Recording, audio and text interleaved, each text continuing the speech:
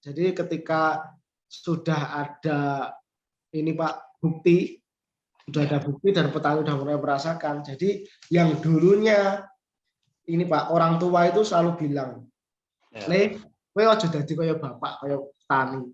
Wis kowe mending merantau." Dan sekarang sudah mulai terusno bertani. Jadi sekarang di kita itu Pak, yang di sini yang di BUMP pun yang bergerak, yang sebagai pengurus itu mayoritas anak-anak muda Pak, di bawah usia 35 tahun. Dan itu juga membuat apa nggih?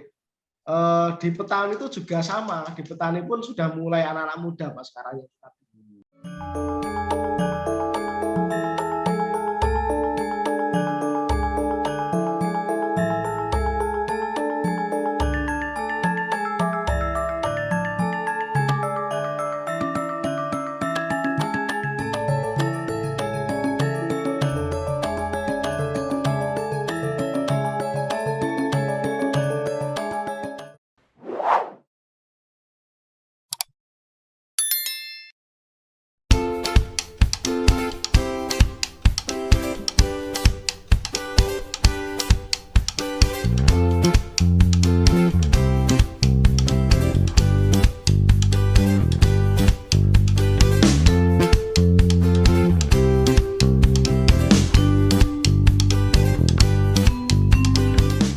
Saya Bambang Sadono merekomendasikan sate rumah makan Sambung Roso, sate kambing muda, ada gulai, tongseng, tengkleng.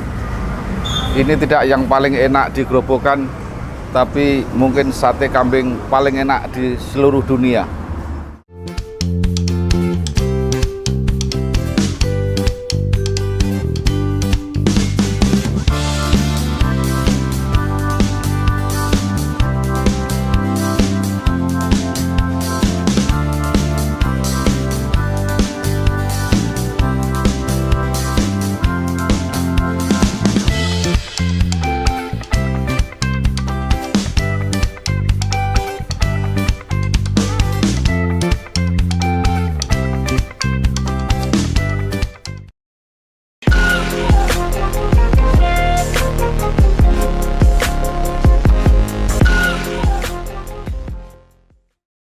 Assalamualaikum warahmatullahi wabarakatuh. Waalaikumsalam warahmatullahi wabarakatuh. Bersama saya Teguh Hargari Bisono dalam kanal Inspirasi Jawa Tengah dan Inspirasi untuk Bangsa. Semoga kanal ini bisa memberi inspirasi, motivasi, dan edukasi untuk pemirsa. Kami saat ini telah bersama Pak Mahmud Shah Khairuddin SP, Direktur BUMP, yaitu Badan Usaha Milik Petani PT Pengayom Tani Sejagat. Apa kabar Pak Mahmud? Baik Pak Teguh. Lagi sibuk apa ini Pak sekarang Pak? Ini baru panen Pak Teguh. Oh iya. Petani organik baru panen. Ya, kita mulai penyerapan. Oh iya. Sebelumnya bisa diceritakan latar belakang pendidikan Bapak Pak selama ini Pak? Ya siap. Terima kasih Pak Teguh. Salam inspiratif untuk kita semuanya. Ya, ini kebanggaan kita diundang di kanal Inspirasi Jawa Tengah. Terima kasih sekali Pak Teguh. Jadi kalau untuk cerita saya Pak, saya pribadi, saya itu dari SD sampai SMP sekolah di desa Pak. Saya di Desa Kebonagung Pak, di Desa Kebonagung. Jadi memang saat itu sehari-hari kita juga melihat aktivitas petani Pak. Yang kita lihat waktu itu ketika mau tanam itu butuh modal, butuh biaya. Tapi ketika kalau panen kok mesti harganya mesti turun Pak. Dan petani mesti menangis ketika panen. Itu yang saya lihat waktu itu Pak. Dari kecil itu saya lihat seperti itu terus. Mesti kalau pas panen tuh petani, yo regane wis medun gitu. Itu yang dialami petani-petani kita, Pak. Selanjutnya saya SMK di kota, Pak. SMK di kota. Waktu itu SMK di kota setelah Wonogiri, Bapak, Wonogiri. Setelah lulus SMK itu saya bingung mau kuliah di mana, mau ambil fakultas apa, Pak.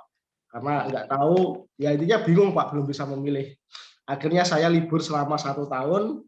Nah 1 tahun itu saya jalan-jalan Pak, saya jalan-jalan.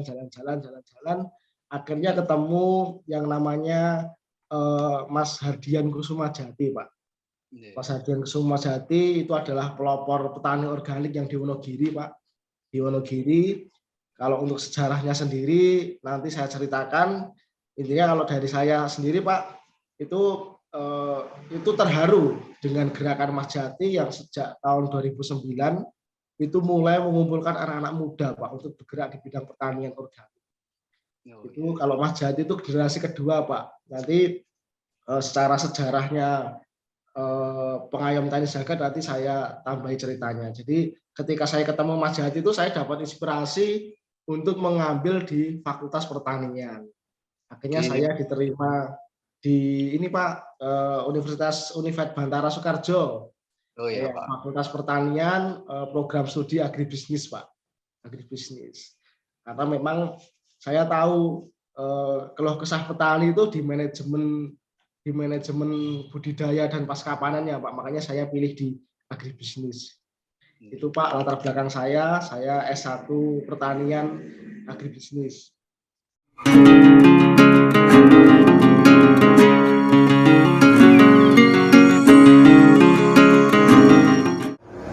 Saya Bambang Sadono, sekarang sedang bersama dengan Haji Iksan Haryanto yang mendirikan dan mengembangkan kopi cangkir lelet di Rembang.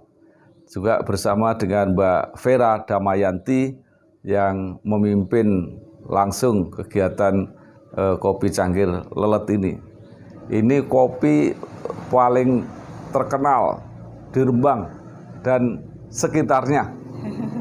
Jadi ya mudah-mudahan siapa saja yang berkunjung ke Rembang bisa mencoba kopi cangkir lelet.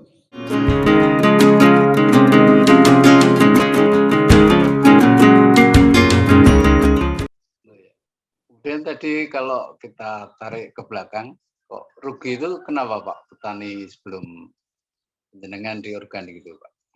Ya karena harga panen itu pasti tidak sesuai harapan Pak, harga waktu panen itu.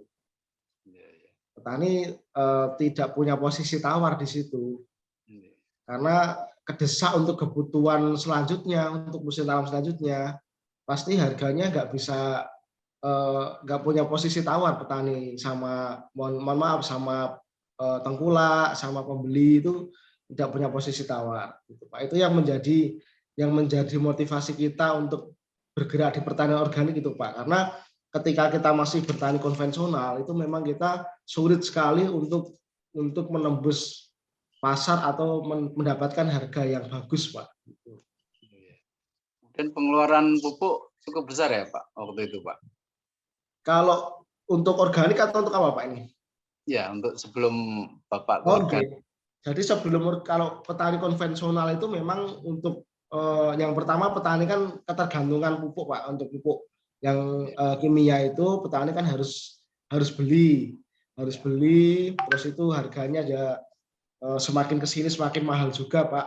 Itu petani harus beli. Tapi kalau untuk petani organik kan petani bisa buat sendiri Pak, selain ada pendampingan dari kita kan gitu. Jadi memang biaya konvensional itu memang relatif lebih mahal daripada yang organik Pak. Bisa dari pupuk kandang ya Pak? Berarti untuk... Bisa Pak, bisa. Organik bisa dari pupuk kandang. Kemudian ini Pak, bisa diceritakan sejarah terbentuknya BUMP, PT Pengayom Tani Jagat ini apa latar belakangnya Pak waktu itu Pak? Baik, sebenarnya untuk BUMP ini awal mulanya kita dari perkumpulan Pak. Kita dari kelompok tani dari perkumpulan pertanian organik Wonoagung Wonogiri. Nah perkumpulan ini sebelumnya Pak, ini kita diprakasai oleh almarhum Pak Budi Sulistyo. Pak Budi Sulistyo itu dari tahun 89 Pak. Jadi Pak Budi ini dari tahun 89 mengembangkan pupuk-pupuk organik ataupun pestisida organik itu dari alam sekitar Pak. Jadi memang beliau ini dari 89 bergerak di situ untuk membuat pupuk organik padat, yang dari kotoran hewan, membuat pupuk organik cair, yang dari alam sekitar, dari buah-buah dan sebagainya, dan juga untuk pestisida organiknya, Pak. Ini beliau dari 89 sudah di situ. Yang dulu di Beliang itu beras sehat, Pak, waktu itu. Beras sehat karena waktu itu belum sertifikasi organik. Tapi tahun 2004 beliau meninggal dan nitip pesen sama putranya. Ada 2 putranya, namanya Mas Hardian Kusuma Jati sama Mas Handar Lukito Jati, yang pesannya hanya simpel, le terus no bapak nggawe petani ngesembunyi. Nah, dari pesan itu dari 2004 itu baru bisa terpikirkan secara jernih 2009, Pak. Baru bisa memaknainya. Akhirnya 2009 Mas Jati dan Mas Hanjar itu pulang dari pekerjaannya masing-masing, akhirnya mengumpulkan para pemuda untuk membuat lagi pupuk organik, Pak, yang tinggalannya almarhum Pak Sustio. Ada pupuk organik padat dan cair itu. Nah, setelah itu tahun 2009, Pak. Di situ waktu itu wadah kita namanya PPOW, Perkumpulan Pertanian Organik Wonoagung Wonogiri. Nah, setelah itu kita membuat pupuk itu, Pak, itu ya kita mencoba pasarkan juga, tapi memang waktu itu mindset petani masih banyak yang memilih untuk ke konvensional, Pak, karena organik dianggap susah dan sebagainya. Nah, itu adalah perjuangan kami, Pak, itu untuk meyakinkan petani untuk merubah mindset. Kalau kita bertani organik itu pasti akan lebih sejahtera. Itu yang selalu kita edukasikan ke petani. Waktu itu ya banyak tantangannya, Pak. Kita ke petani dimaki-maki di ini waktu itu luar biasa. Kita masih anak-anak muda juga. Ini cah nomi iki ngertimu apa kayak gitu. Aku bertani wis bertahun-tahun kayak gitu, Pak. Itu memang salah satu tantangan kita. Tapi di situ kita nggak patah semangat, Pak. Kita selalu kasih motivasi ke petani, dan pada akhirnya pupuk yang kita buat ini karena stoknya terlalu banyak, Pak, dan penjualan belum begitu banyak, akhirnya kita bagi-bagikan ke petani. Bagi-bagikan ke petani, dan alhamdulillah petani juga sebagian juga mau mengaplikasikan. Nah, setelah itu tahun 2010 dari pemerintah ada semacam kayak program untuk sertifikasi organik. Yang pertama kali, Pak, itu kita. Tahun 2010 kita ikut pelatihan, terus tahun 2011 kita mulai daftarkan petani-petani kita yang sudah menggunakan pupuk organik, dan kita belajar terkait SOP dan sebagainya. Akhirnya tahun 2011 dari fasilitas pemerintah kita dapat sertifikasi organik yang pertama, Pak, tahun 2011. Itu.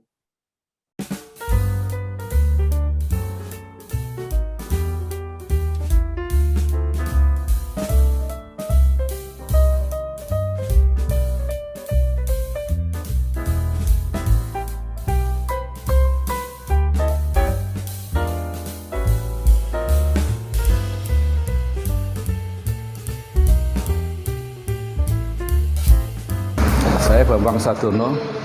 Saya sekarang sedang di Desa Kenteng, Cepu, di warungnya Bunur, spesial jendil. Jendil ini adalah ikan paling enak di dunia, yang hanya ada di Bengawan Solo. Jadi orang belum dikatakan pernah ke Cepu kalau belum pernah makan jendil. Nah, datanglah ke warung Bunur di Desa Kentong, Kentong Cepu. Ada yang digoreng, ada yang di Karangasem. Sampai ketemu di Kentong Cepu.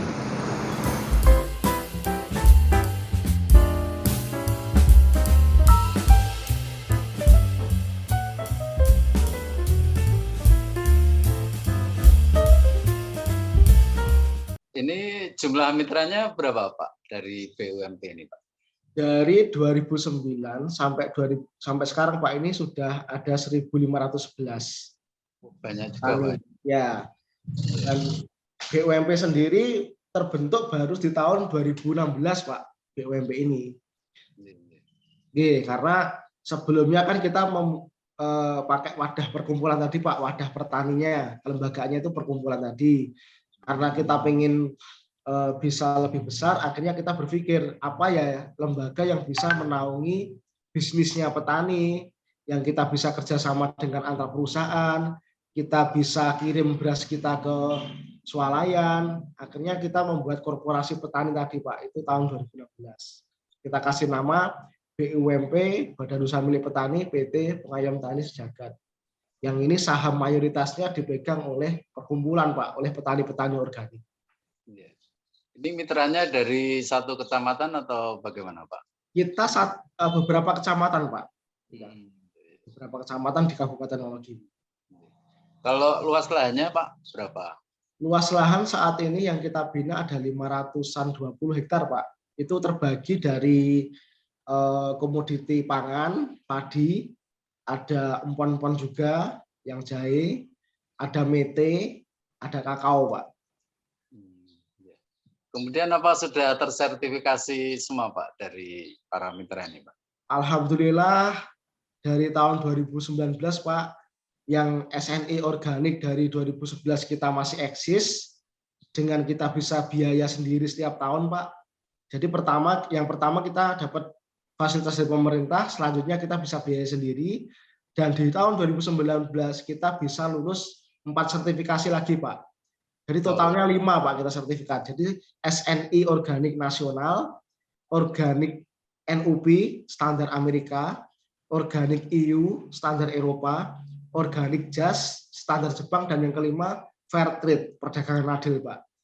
Jadi sekarang kita sudah memiliki 5 lisensi sertifikat yang bisa untuk kita menjual produk kita ke luar negeri juga, Pak.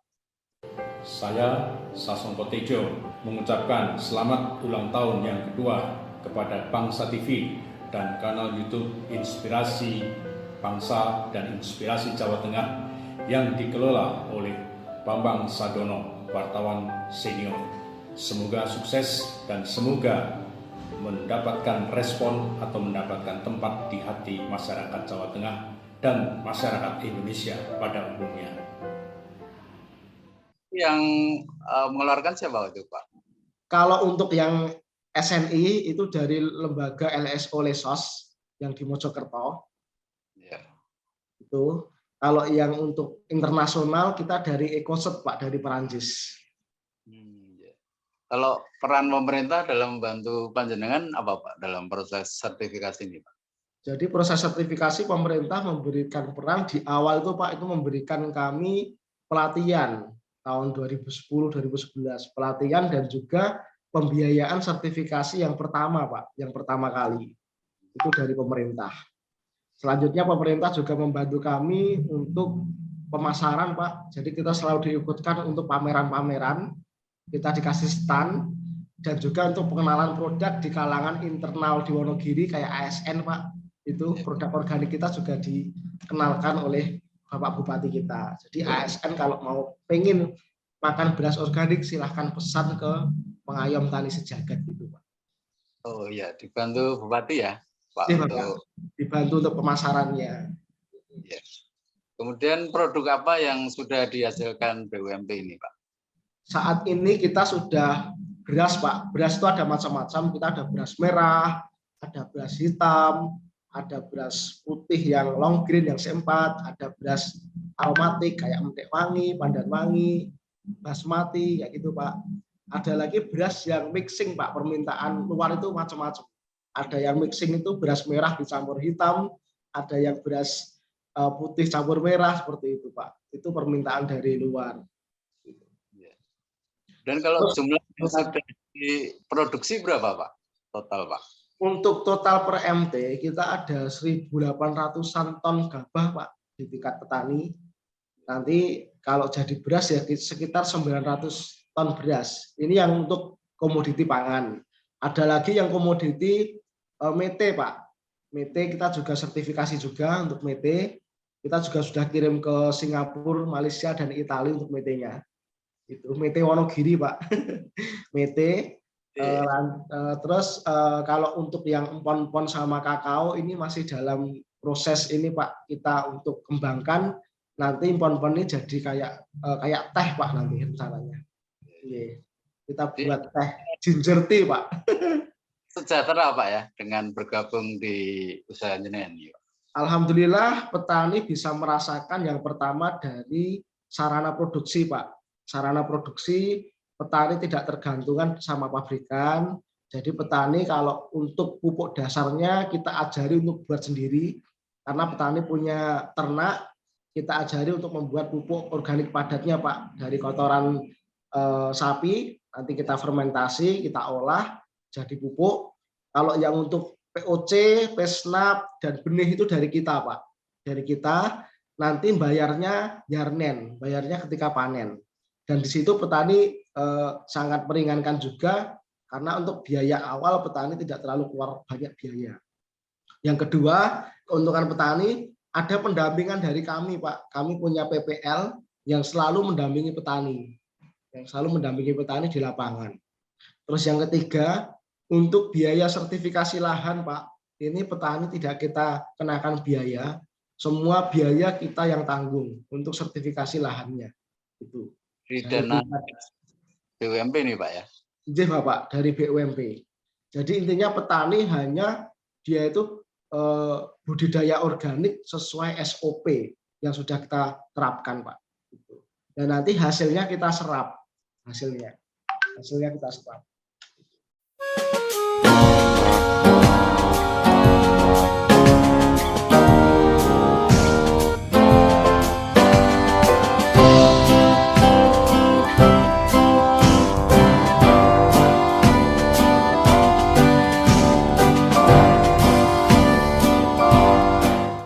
Saya Bambang Sadono, sekarang sedang berada di kuliner ayam bakar yang paling terkenal di Kecamatan Tunjungan, Kabupaten Blora. Ini namanya Bu Jami. Kulinernya adalah ayam bakar dan ayam goreng, Ibu. Ini luar biasa, pokoknya paling top, markotop di sini. Jadi kalau kita mau wisata ke Waduk Greneng, ini juga salah satu objek wisata yang terkenal di kecamatan ini. Jangan lupa mampir di ayam bakar, ayam goreng Bu Jami. Pokoknya luar biasa, maknyus katanya, betul nggih? Saya kira mari kita coba.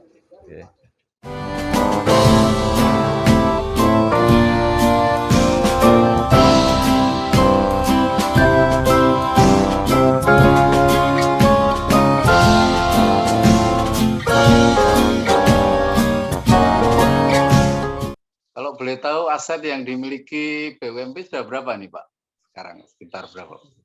Aset apa Pak? Kita baru punya bangunan, bangunan persenjataan aja belum lengkap Pak. Jadi persenjataan itu kayak mesin RMU, mesin ini kita masih ini Pak berproses, karena memang kalau persaingan Pak, persaingan ketat kita adalah Thailand, Vietnam, karena di sana itu sudah mekanisasi Pak semuanya.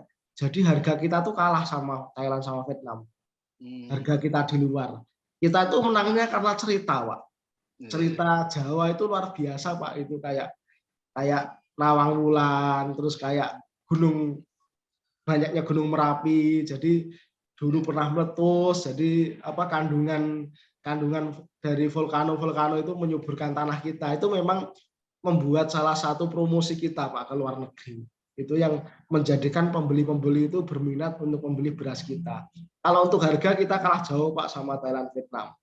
Itu karena faktornya Pak, sehingga mekanisasi Pak, mesin, permesinan mereka sudah canggih.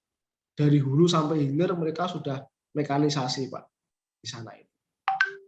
Kalau menurut Bapak kelebihan dan keuntungan bertani organik dibanding sebelumnya apa Pak? Yang tradisional Pak? Jadi untuk kelebihannya tadi Pak, kita tidak ketergantungan sama pabrikan. Jadi kita semuanya bisa buat sendiri Pak. Dari pupuknya itu bisa buat sendiri. Terus yang kedua dari lingkungannya semakin sehat. Untuk diri sendiri juga sehat karena tidak menggunakan pestisida kimia. terus untuk lingkungan dan masyarakat juga menyehatkan, Pak. Intinya kalau kita di organik ini adalah memperbaiki ekosistem, Pak. Ekosistemnya kita lestarikan kembali, Pak. Di organik itu. Jadi untuk masa depannya itu lebih baik daripada kita bertanding konvensional. Karena kita melestarikan ekosistem yang sudah ada, Pak. Ya. Kalau permasalahan yang dihadapi BUMP apa, Pak? Ini baik dari proses produksi maupun pemasaran produk. Kalau untuk kendala ya kita terutama ya di peralatan mekanisasi, Pak, karena memang lokasi lahan kita itu kebanyakan di lereng-lereng, Pak. Itu kita kan ada di lereng Lawu Selatan yang di Girimarto, Jatipurno itu memang itu sulit untuk mekanisasi. Jadi memang untuk ketika kita pengolahan lahan itu masih dengan cara-cara yang manual, Pak. Dengan manual kita masih pakai pacul dan sebagainya. Traktor aja bisa yang kecil, yang besar tidak bisa. Itu sama ini terkait untuk produksi, memang pemesinan kita belum secanggih yang dimiliki oleh Thailand sama Vietnam, Pak. Sama untuk jangka panjangnya, ya ini Pak, ketika kita semakin banyak membina petani, yang mudah-mudahan buyer kita selalu eksis, Pak. Karena untuk maintenance buyer itu juga butuh tenaga, pikiran dan semuanya, Pak. Karena buyer, mudah-mudahan nanti dari pemerintah juga semakin support lagi, Pak, dengan kami diberikan misalkan pasar tetap, Pak, nanti biar kita selalu masih bisa eksis untuk mendampingi petani-petani organik. Karena memang kunci pertama pendampingan itu adalah pasar, Pak. Pasar. Ketika kita pasar semakin bertambah, pendampingan kita pasti akan bertambah juga. Kalau persaingan pasar industri produk organik gimana, Pak, saat ini, Pak? Kalau untuk di lokal, alhamdulillah kita tidak ada masalah, Pak. Untuk di lokal, kita semua malah kolaborasi, Pak, dengan teman-teman ketika ada informasi-informasi dengan petani-petani organik yang lain, kayak yang di Magelang, di Karanganyar, itu kami selalu berbagi informasi. Kalau yang di luar itu ya sama dengan Thailand, Vietnam itu, Pak. Jadi selain dua negara asing itu belum ada lagi, Pak, rencana ekspor ke luar negeri, Pak? Kalau ekspor kita sudah ke 5 negara, Pak. Kita sudah ke Amerika, ke Prancis, Italia, Singapura sama Malaysia. Kalau Thailand, Vietnam itu kompetitor kita, Pak. Ya, kalau yang sudah kita kirim Amerika, Prancis, Italia, Singapura sama Malaysia. Jumlahnya bisa tahu, Pak, berapa yang diekspor, Pak? Sebelum pandemi, Pak, itu kita sebulan bisa 1-2 kontainer. Itu 20-40 ton sebelum pandemi. Tapi setelah pandemi ini, Pak, pandemi ini memang kita ada penyesuaian di harga kontainer, Pak. Karena harga kontainer bukan naik harga tapi rubah harga, Pak. Jadi buyer kami yang di luar itu masih penyesuaian harga, Pak. Dan untuk tahun ini kita belum ada yang berangkat. Sebenarnya PO sudah ada, tapi yaitu tadi, Pak, buyer menunggu kepastian harga yang pas untuk nanti yang di luar. Jadi sekarang ini kalau yang tahun-tahun yang lalu kita banyaknya diekspor.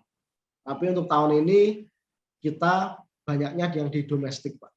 Yang di domestik. Saya Hadi Supono mengucapkan selamat dan sukses pada Bangsa TV yang bulan Mei ini kita berusia 2 tahun. Pak Bambang Sadono dan Pak Bambang Sadono Junior semoga terus sukses mengelola kanal YouTube Inspirasi Jawa Tengah, Inspirasi untuk Indonesia, dan terutama televisi bangsa. Mudah-mudahan Bangsa TV tetap mampu mengawal perjalanan bangsa Indonesia menjadi lebih baik. Baru-baru ini PT Pangansari Utama Food and Resource sudah melakukan MOU dengan BUMP, PT Pengayom Tani Jakarta. Ini bisa diceritakan bentuk kerjasamanya bagaimana, Pak? Jadi kami kan memiliki 2 produk yang khususnya pangan. Ada produk beras organik, ada produk beras premium.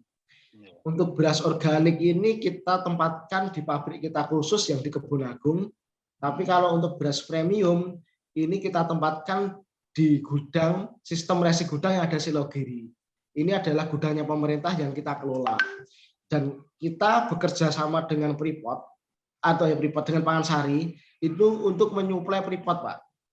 Untuk menyuplai Freeport kebutuhan karyawan Freeport untuk kebutuhan pokoknya. Kita menyuplai beras, Pak, saat ini. Sebenarnya kita dimintai beras, dimintai daging kayak gitu, Pak. Tapi saat ini kita baru beras yang kita suplai, beras premium itu.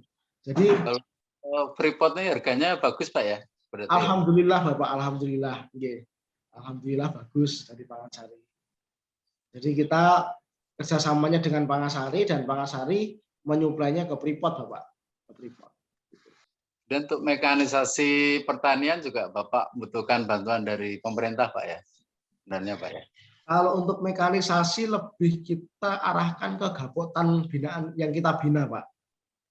Jadi ketika pemerintah ada program itu masuknya ke gapotan atau kelompok tani yang kelompok tani itu yang kita bina. Bukan ke kitanya, tapi ke gapotan atau ke kelompok taninya, Pak.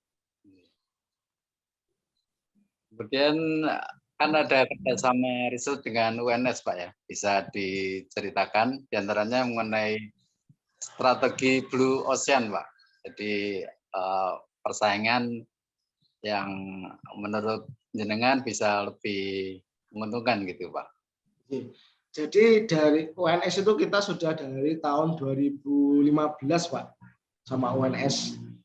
Itu kita rutin ketika ada mahasiswa yang PKL atau magang itu juga ke tempat kami, Pak. Di sisi lain kita juga ke UNS itu untuk uji lab pupuk ataupun tanah. Jadi kita kayak simbiosis mutualisme, Pak. Kita juga mengelabkan ke sana, terus untuk mahasiswa UNS juga sering sekali magang di tempat kami, Pak, atau penelitian malah di tempat kami. Yaitu sambil memberikan informasi ke kami. Misalkan kalau di ilmu tanah ya nanti misalkan tanah kita kan sudah bisa dicekkan di situ, nanti kurangnya apa itu bisa kita lengkapi, Pak. Itu membantu juga memberikan informasi kepada pembeli. Ini loh unsur tanah kita seperti ini, kandungan tanah kita seperti ini. Ini sebagai data pendukung, Pak, di kami. Kemudian ada rencana riset menir mau dijadikan cookies, Pak ya. Semacam roti ini sudah ada. Oke. Atau bagaimana? Itu dilanjutkan sama KWT, Pak. KWT. Nah, sekarang kita baru riset lagi untuk membuat mie beras, Pak. Mie dari beras. Mie ya, Pak ya. Mie dari beras. Ini kemarin kita juga karena permintaan dari Italia, Pak. Jadi kan Italia itu kan dia sudah terbiasanya makan spaghetti, Pak. Kayak mie gitu. Nah, mereka tuh ingin mengganti gandumnya itu, Pak, itu dari beras. Jadi dia itu pengennya bisa enggak beras kamu itu dibikin kayak mie gitu. Akhirnya kita ini baru riset, Pak, untuk membuat mie beras merah, mie beras hitam kayak gitu, Pak. Mie beras putih. Ini prospeknya cerah banget, Pak, kelihatannya dari. Amin. Amin, Pak. Doanya, Pak. Peluang petani untuk menjadi pelaku petani organik ini bagaimana, Pak? Peluangnya? Mungkin bisa mengajak yang lain atau gimana? Jadi memang petani itu ATM, Pak, kebanyakan.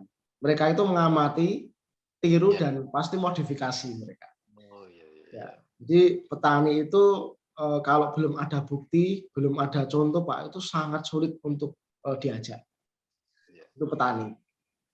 Ya, jadi sekarang, Pak, alhamdulillah karena kita sudah bergerak dari tahun 2009, sekarang itu banyak petani yang mendaftar ke kita, Pak, untuk didampingi atau menjadi anggota petani organik. Tetapi kan untuk menjadi petani organik juga ada prosesnya, harus melewati masa konversi, harus bisa mengajak kiri kanannya, kayak gitu, Pak. Termasuk kita juga harus menyeimbangkan antara in dan out-nya di market, Pak. Gitu. Dan petani walaupun dia kita sih oke kalau untuk pendampingan, Pak. Kalau untuk pendampingan, tapi kalau untuk kepastian serap itu memang harus kita sesuaikan dengan output kita. Jadi kita biasanya sampaikan ke petani. Dan sebenarnya petani kalau bertani organik itu sangat untung, Pak. Dari yang pertama dia tidak ketergantungan, dia bisa lebih murah untuk biaya produksinya, terus hasilnya juga menyehatkan. Itu yang keuntungan-keuntungan yang dinikmati oleh petani. Kalau keuntungan makan nasi organik ini apa, Pak? Mungkin jadi kalau organik itu kan memang kan kita tidak menggunakan bahan-bahan kimia, Pak, ya, untuk proses budidaya. Itu kan tidak menggunakan pupuk kimia, tidak menggunakan pestisida kimia. Jadi memang residunya itu sudah hampir tidak ada, Pak. Kalau kita bilang nggak ada itu nggak mungkin, Pak, karena memang residu itu sudah dari dulu, Pak, ya. Kan selama ini kan memperbaiki terus. Cuman residunya semakin lama semakin akan berkurang, Pak. Residu kan tinggalan yang masa lalu, Pak. Itu residu. Tapi kalau kita masih konvensional, itu kan kita selalu mengasih residu, Pak. Tapi kalau kita sudah berorganik, kita sudah mengurangi terus, Pak, residu-residu itu. Kita kembalikan lagi ke alam. Iya. Kalau mitranya sudah di berapa kecamatan nih, Pak? Sekarang, Pak. Kita sekarang Kecamatan Girimarto, Jatipurno, terus Tirtomoyo, Jatiroto, Giriwoyo, sama Wuryantoro. Ada 6 kecamatan, Pak, sekarang yang kita bina. Kemudian anak-anak muda Pak juga ikut bertani, Pak, di Panjenengan, Pak. Betul, Pak. Jadi ketika sudah ada ini, Pak, bukti, sudah ada bukti dan petani sudah mulai merasakan. Jadi yang dulunya ini, Pak, orang tua itu selalu bilang, "Le, kowe aja dadi kaya bapak, kaya petani. Wis kowe mending merantau." Dan sekarang sudah mulai terusno bertani. Jadi sekarang di kita itu, Pak, yang di sini, yang di BUMP pun yang bergerak, yang sebagai pengurus itu mayoritas anak-anak muda, Pak, di bawah usia 35 tahun. Dan itu juga membuat di petani itu juga sama. Di petani pun sudah mulai anak-anak muda, Pak, sekarang.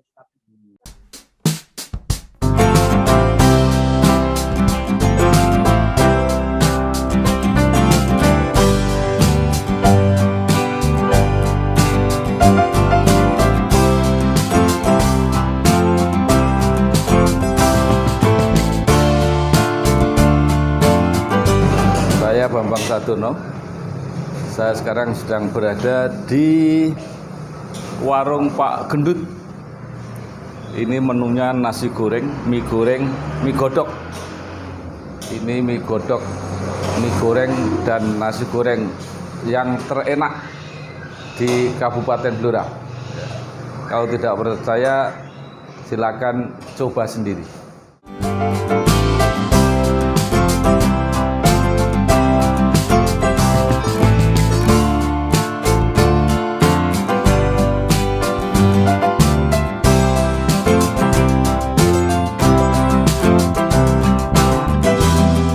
Pak niki sekali goreng pinten porsi, Pak, niki, Pak? Iya.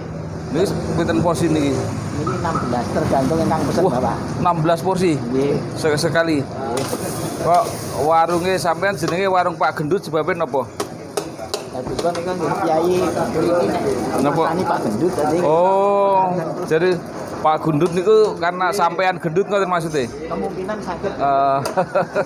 Nah terus sing bener jenenge asli sinten, Pak? Kula Sutardi. Sutardi. Nggih. Asli pundi? Saking Sukoharjo. Waduh, Sukoharjo. Terus pun pinten tahun teng mriki? 75 sampai sekarang, Bapak. Wah, 75 sampai sekarang. Jadi sampean Kan Blora. mie yang paling laris di Blora nggih. Nggih. Nggih.